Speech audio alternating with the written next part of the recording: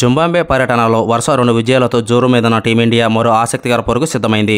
5 టీ20ల సిరీస్లో భాగంగా శనివారం జరిగే 4th టీ20లో జింబాబ్వేతో అమీతుమీ తేల్చుకోనుంది. ఈ సిరీస్ను ఓటమితో ప్రారంభించిన టీమిండియా తర్వాతి 2 మ్యాచ్ల్లో భారీ విజయాలు సాధించింది.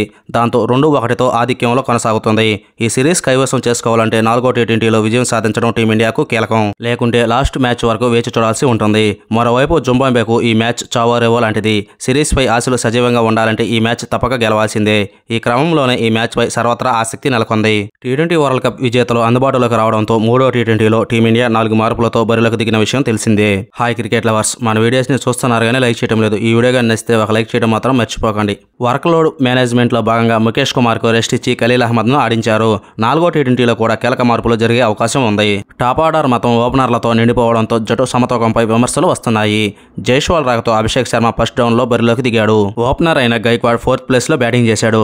గత మ్యాచ్లో ఓపెనర్గా సెంచరీ కొట్టిన అభిషేక్ శర్మ ఫస్ట్ డౌన్ బ్యాటర్గా మాత్రం నిరాశపరిచాడు.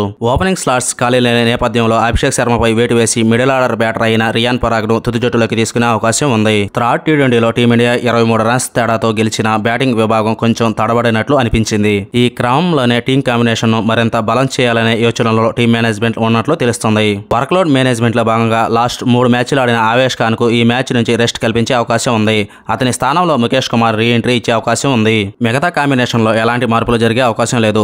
అభిషేక్ శర్మను కొనసాగించాలనుకుంటే మాత్రం బ్యాటింగ్ విభాగంలో ఎలాంటి మార్పులు జరిగే అవకాశం లేదు. 4వ టీ20కి టీమిండియా ప్లేయింగ్ 11 జైస్వాల్, శుభమాన్ గిల్, రుతురాజ్ గైక్వాడ్, రియాన్ పరాగ్, సంజు శాంసన్, రింకు సింగ్, శివం దుబే, వాషింగ్టన్ సుందర్, రవి బిష్ణయ్, ముఖేష్ కుమార్, ఖలీల్ అహ్మద్.